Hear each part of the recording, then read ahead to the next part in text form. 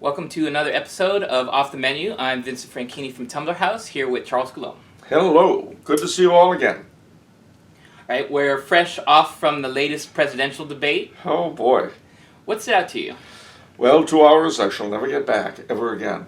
And also, as we've dealt with in previous episodes, I know that hysterical, neurotic laughter isn't an answer, so I'm not going to give it. Yeah. No, actually, several things come to mind. Firstly, I think that Trump did a far better job this time than he did the second. And the second, he did a much better than the first, which was just abysmal.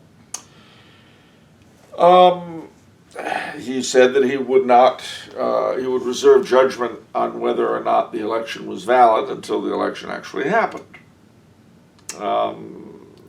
She said she would abide by it, but she set up already a narrative so she can deny its validity by implying that the Russians were interfering in the election and that they were going to intervene, and basically implying that Mr. Trump is a Russian agent. We've really, ladies and gentlemen, we have really, really gone down the rabbit hole. On the one hand, Mr. Trump vows he'll throw her in jail if he's elected. She says he's a Russian spy. One of the things, too, is that, I'm old enough to remember when the Democrats implied that any kind of Soviet communist subversion in this country was sheer paranoia. It was McCarthyism and all that. Well, now we're hearing the same sort of whispering, but from the other side. Everything's reversed. What can I say? I mean, she, of course, never saw an abortion she didn't like. And I was amused by the fact that she went on about how terrible the whole WikiLeaks releases were and the theft of things and so forth, without bothering to deny anything they had to say. As before, if he were a bit quicker on the ball, he could have hammered her a lot harder. He hammered her a bit, but not as hard as he could have. Neither of them control their expressions very well. He always looks sort of disapproving. And she has that maniacal grin. Even when he's going on about how terrible she is, she's all smiles. I mean, you begin to question not either of them, but you yourself. Am I really seeing this? Because, as I say, we've gone down the rabbit hole. Is this, I think everyone just wants this election to be over. I know I do. I don't see how America can go through another election like this. Do you feel this was an outlier in terms of how bad it is, or do you think it can always get worse? It can always get worse, and I don't see any reason why it should get better.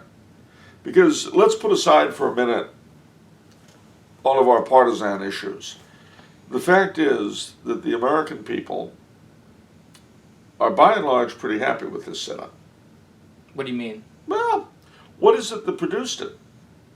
What produced it is the fact that we have a two-party system that everybody knows is a charade, and yet the vast majority of people would rather vote Republican or Democratic, even though they know that the fix is in, than vote third party.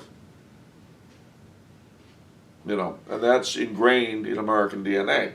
It's like Pat Paulson's old joke in the election of 1968 when he ran for president. He was like, for those of you who don't know, and a lot of you won't, look him up, Google him, But Pat Paulson was a very funny comedian.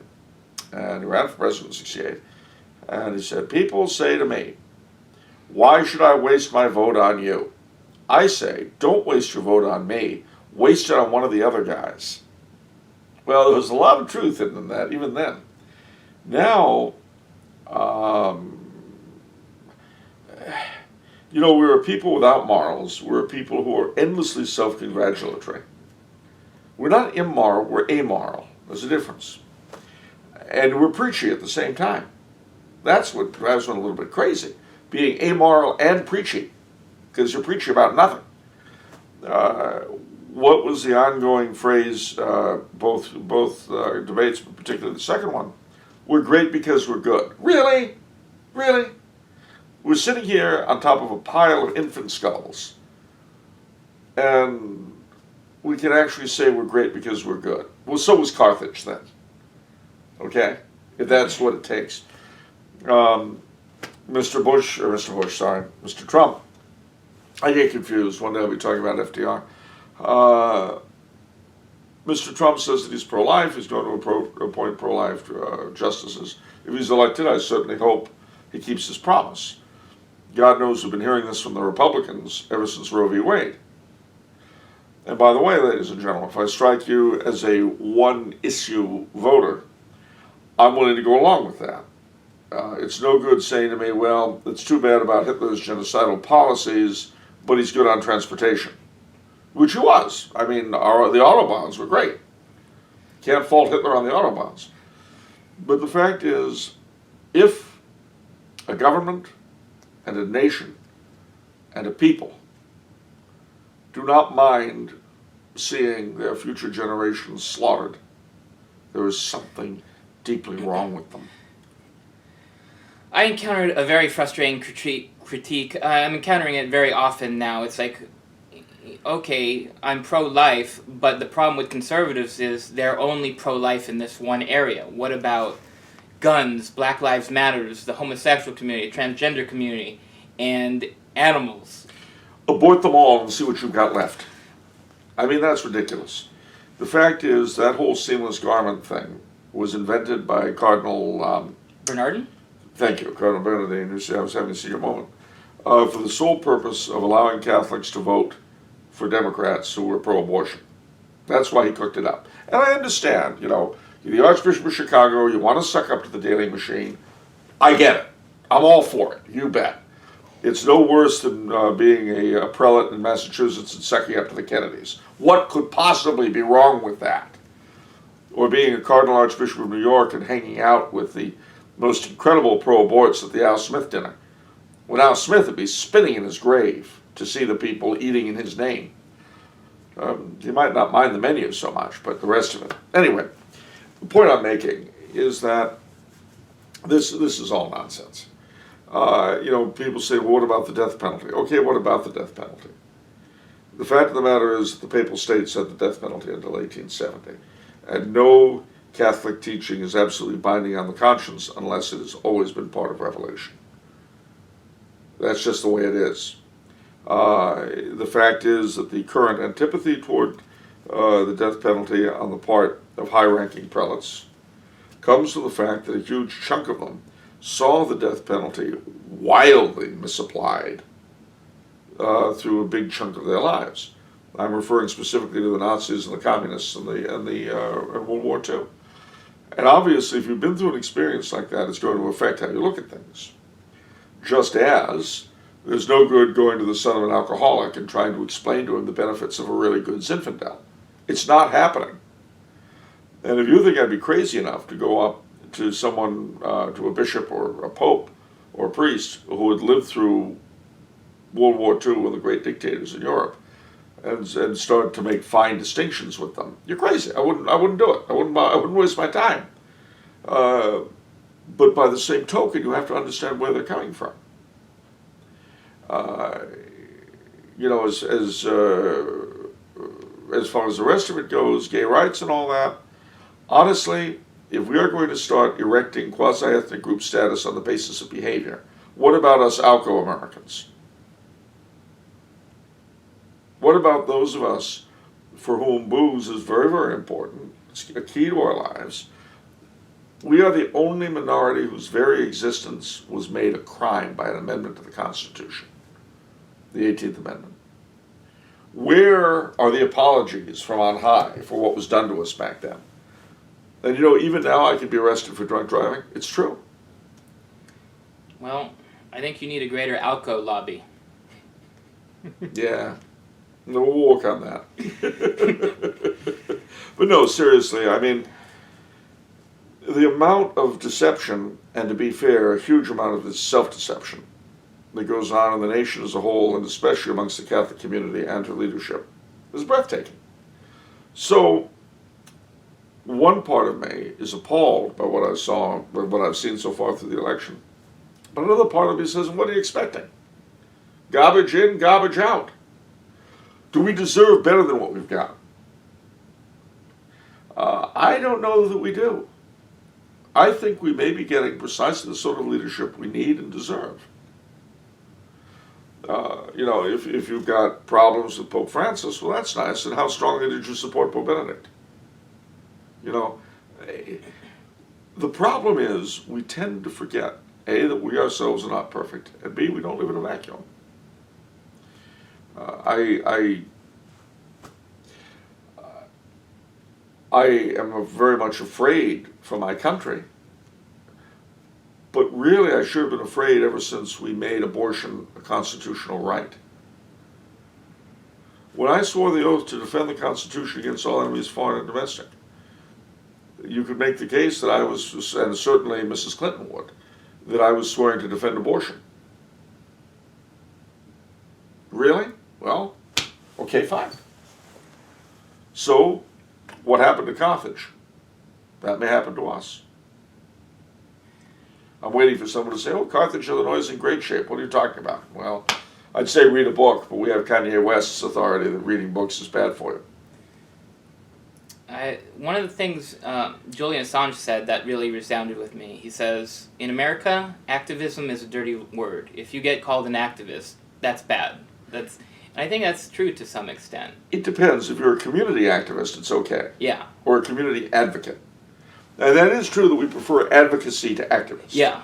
I'm a community advocate. What do you have to do to get that? You go to 50 Famous Advocate School or something? Whenever I see that on ballots, community activist or community advocate, what do you need to get that? I don't know. It's Julian Assange, interestingly enough, is now under virtual house arrest, and the Ecuadorian government have cut off his things. And as someone or other says, if WikiLeaks are true, why are they forbidden? If the WikiLeaks aren't true, why are they being forbidden? And I brave new world that has such people in it. Okay, we celebrated Columbus Day recently. Yes. But another celebrated Catholic explorer is Saint Brendan, who it is said went on an Odyssey-like adventure into the Atlantic Ocean. What can you tell us about Saint Brendan, and what are the chances that he actually managed to visit North America? Well, considering how bizarre some of the places he visited were, I'm sure he must have reached L.A. But, no, seriously. Well, the story has him leaving Ireland in a coracle with several other monks. A coracle was sort of a round ship. It was they still make them in the Western Island, not that big, but they still make them. And he set sail and traveled through. He traveled across the ocean in the story, and visited various strange and peculiar lands, and all sorts of wild things happened. Very much like the Voyage of the Dawn Treader, if you're a Narnia fan, except the opposite direction. Oh, okay. Because the Dawn Treader went east and St. Brendan went west. Anyway, but it was a very similar kind of story. Did he reach America? Well, possibly. I mean, one thing we know is that Irish monks preceded the Norsemen almost everywhere they went to escape them. Because the Norsemen, when they were pagans, were not pleasant people. And they loved ripping monasteries apart and killing monks. It was one of their favorite things to do. So they chased a bunch of them out of Ireland. And what happened when they arrived in Iceland? There were Irish monks there. And when they saw the Vikings coming, they said, "See ya," and went west. And there were all sorts of stories when the Vikings got to Greenland, that there were people who did processions and wore black cowls further on. Mm-hmm. They got this from the Skraelings, the Indians. Now, did such communities exist, and how long did they exist? I have no idea. Is it possible? Yeah, it's possible. Although I'm a great fan of Columbus myself, I know that a number of other explorers reached the New World, not just Europeans. Um, Chinese, maybe Africans. Really? So it's hard to, it's pre-Columbian, because of the lack of written records, pre-Columbian America, on both North and South, is always going to be a real mystery for us. Oh. There was the tremendous civilization of the mound builders in the Mississippi Valley, which apparently pretty much collapsed in the 300s AD, 400s AD, about the time the Roman Empire and the Han Empire did in Europe and Asia. But because the mound builders didn't write, we don't know anything about their civilization except what we can try to deduce from what they left behind physically. And that's not easy. Imagine how almost incomprehensible Egyptian and Sumerian civilizations would be to us now if we couldn't read cuneiform or hieroglyphics. We would have no idea, really, what they were doing with anything. So it's a tremendous mystery, but I'd say that there's certainly the possibility. I heard there's a map of St. Brendan's Voyage. Is that true? Well, I mean, people have certainly drawn them on the basis of what's in the story. Oh, okay. Just like our maps of Middle Earth. Okay. If you follow a narrative and you put it in a map form, then you've got a map of it. Okay. This may interest you, but actually Gondor's capital, Minas Tirith, lies on the river Anduin, which comes down from the Misty Mountains. No? All right, never mind. Okay. Michael Glanville from Portland, Oregon writes, I have a question for Charles Coulombe regarding his new book, Star Spangled Crown. Oh, boy. Why is it important that whoever becomes king has to have a royal pedigree and lineage? Can't the Pope just coronate anyone? Well, yes and no. The reason why it's important is because a big part of the legitimacy of a king or an emperor is not only the fact that he's received the quasi-sacramental rite of coronation, but also that he is a physical link with the past. This is why even when new houses have taken over, like Tudor in England, even Bonaparte, Bernadotte in Sweden, almost inevitably, they seek to cement their legitimacy by marrying a princess of the former house. And that's why today, I mean, you look at Britain, and on the one hand, they've gone through so many changes in royal houses, but on the other, Queen Elizabeth can say quite honestly that she is a direct descendant of Alfred the Great. Wow. And contrariwise, because her mother had some Stuart blood, and that is a claim that she can quite happily make, and it's true. Similarly, the Queen of Denmark, Margaret II, through these sorts of permutations, can talk about descending directly from Gorm the Old, who was the King of Denmark about 1000. That is a part, it's not the only part, but it's a part of the legitimacy of kings. Because, in a nutshell, if I have a king, and I can look at him and know that his ancestors ruled my ancestors 1,000 years ago, he and I have a history, even if I've never met him. One of the things that's difficult for us Americans, unless we're American Indians, to realize, and it's also difficult for Europeans to realize it from looking at us from the outside, is that although we dress and look like Europeans usually, there are some major differences. And one of them is that in Europe, you can literally say, my people were here 1,000 years ago. You can't do that here, unless you're part Indian. You just can't. And that makes for a difference in outlook that we're not even aware of. We're a nation of strangers, and we've invented various substitutes for that, and by and large they've worked fairly well, at least up until now. But that's something we don't have. So when you look at a king, it's always very helpful for them to be able to claim honestly that they descend from the heroes of old who first started the nation. Even Bonaparte, was quick to marry a Habsburg empress, Now, why was this important? The Habsburgs are, in a sense, the oldest house in Europe. And in the female line, like the Bourbons of France and elsewhere, they descend from Charlemagne. And what was Napoleon's big deal? That he was going to be the successor of Charlemagne, Emperor of France, but in a sense, Emperor of Europe.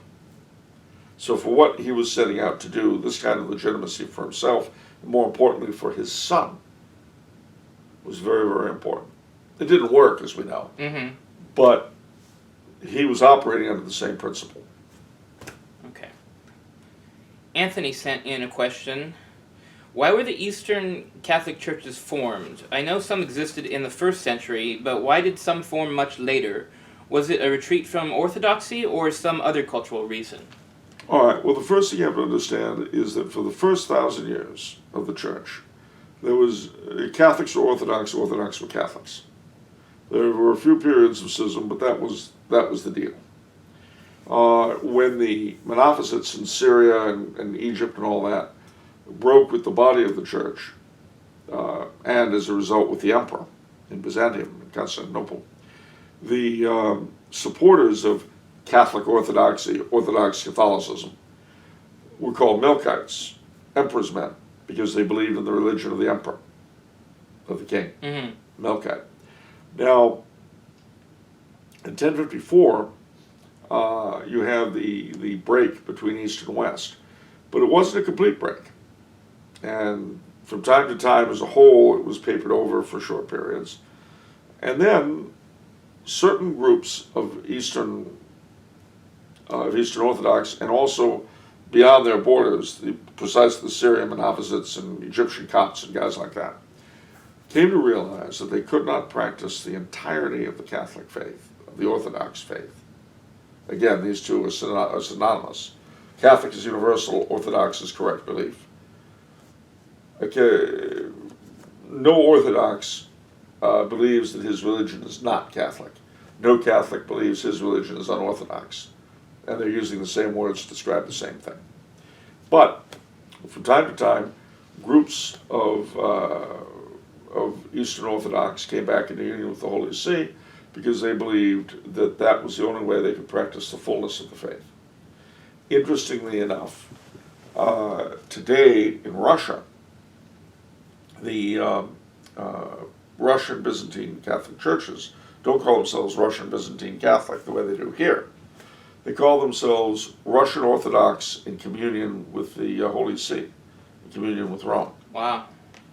And so, in a certain sense, the question is based upon a widespread misconception, which is that there's some sort of inherent or generic separation that is somehow has a legitimacy.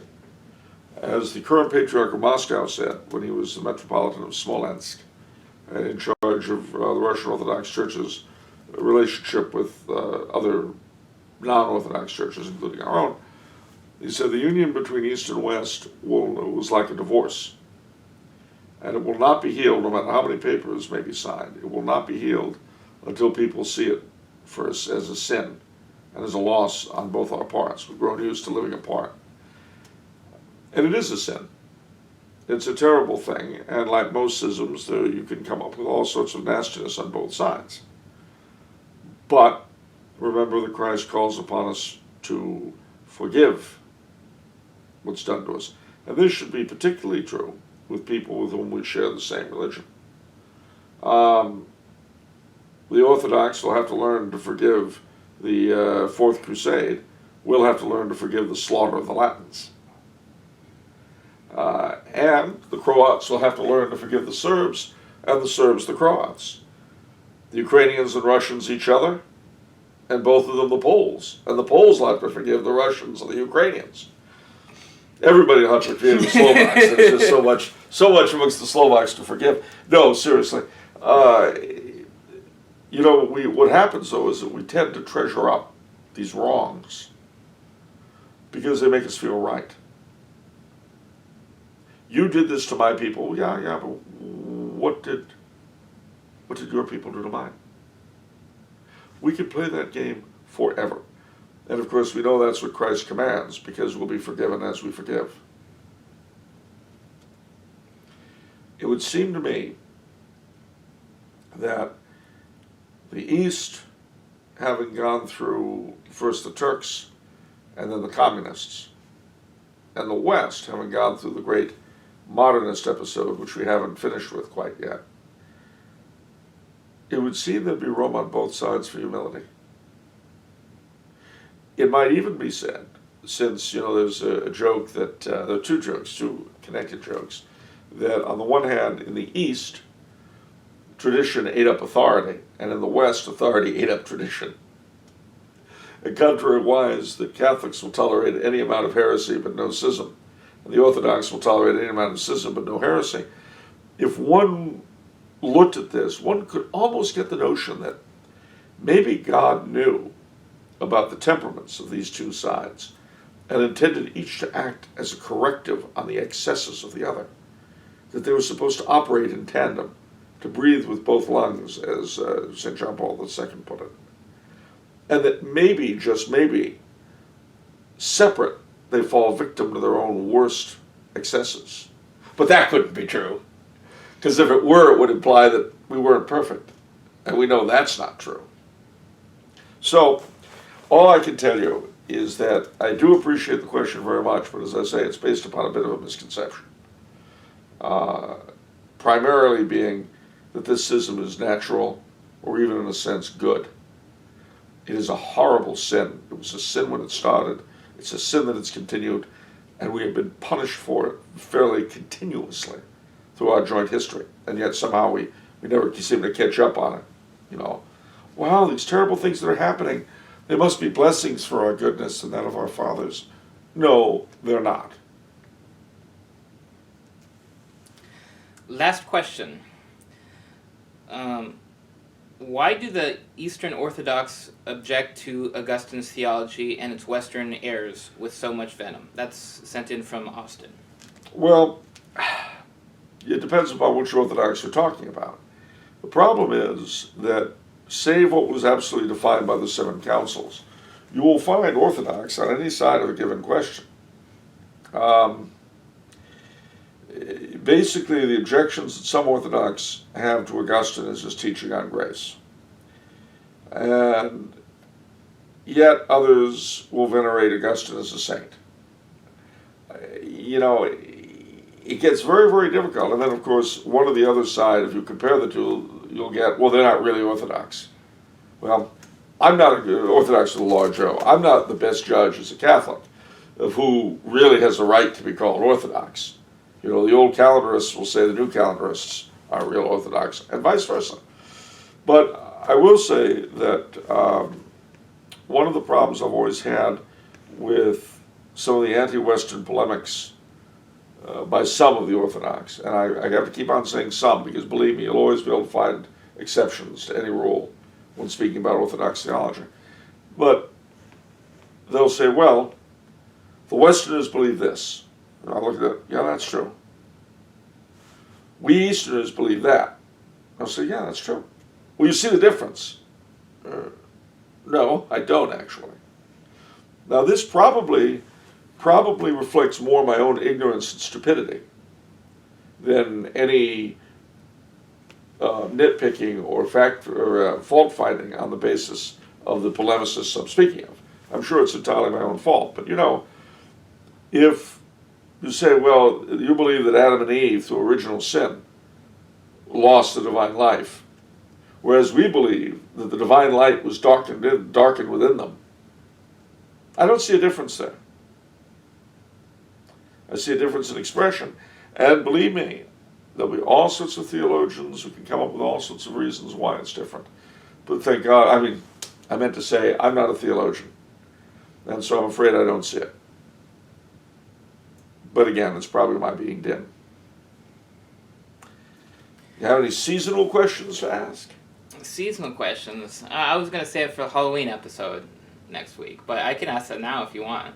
Well, let's see, I'm only going to be here for 27, 28. Okay, I'll ask you the question then that I had on my... I had started your Haunted Castles book recently. I started reading it and enjoying it. And there is, on the chapter on the chapter for the Tower of London, one of the things that's going on are these guards are seeing spectral bears, ghostly bears. Yes, ghostly bears. I think one of the stories, it's multiple sightings, but one of the stories is the guard tries to bayonet the bear. It passes right through the bear. Didn't work. He faints, loses his job. Yeah. This begs a big question because the Catholic understanding of ghosts, our understanding is it's proof of the immortal soul and purgatory. But animals don't have immortal souls, and No, these they are don't. bears. So how do you make sense of this? Well, of course, I try not to make sense of anything, but in this particular case, there's two things at work. Firstly, even St. Thomas, when he deals with this issue, will distinguish between hauntings that appear to have an intelligence and others that seem like these automatic replays of scenes. You're right, yeah, intelligent hauntings versus, I think the term is residual? Yeah, residual. And it might be that that's what's being seen. And then the other possibility, animals don't have immortal souls, but they do have souls of sorts. They're just not immortal. So is it possible they break up at some point? And the usual teaching is that they die when the animal body dies. But could it last for some period beyond death? I don't know. But they're not immortal. All dogs do not go to heaven. So it could very well be that bear's soul, but the soul is not immortal. No, and it's not rational either. Now, why it would happen to survive, I don't know. I tend to think it was probably more of a residual haunting. In which case, whatever it is that makes residual hauntings, usually having to do so they think. And again, this is all... Yeah, of course. No, you say of course, but I know that we Oh, so that's how it works. I don't know. I don't even know if it works. So don't do this. But if the residual soul, the residual thing. I mean, let's say a bear trainer was mauled by a bear. Because remember, they kept bears in the Tower of London. Oh, really? Yes, it was the Royal Menagerie. Oh, okay. So imagine that somebody, for whatever reason, had a horrific experience with a bear there, and the whole thing sort of got frozen. You're seeing the last thing he saw, a bunch of bears. Well, possible. I don't know. Wow. I mean, it's like, in a few cases, and this is scientifically established, scenes that occur while lightning is flashing in the sky can sometimes get portrayed on an adjoining window. Wow. It's a rare phenomenon, but it happens. So my presumption is that residual hauntings are something like that. For whatever reason, Great Aunt Matilda walking through the Blue Room at midnight, it's what you see. And you can yell and scream at Great Aunt Matilda, you can throw rocks at her, she doesn't even notice. Because she's not really there. Yeah. Okay, thank you, Charles. We have a special request today for all you super fans out there. Oh boy. We want to make this show better, and we have ideas for several upgrades. One of the ideas we have in mind is to buy 2 wireless clip-on microphones. And these would significantly increase the audio quality, and they would cost $100 a piece. The second thing that we want to get is another camcorder. And the camcorder, it would be placed over here on this side, and it would shoot across at Charles for a more direct and engaging shot whenever he answers my questions. Now, the camcorder would cost around $300. So if any of these upgrades sound interesting to you guys, please go to our website, send in what you can. These upgrades are only possible with your financial support.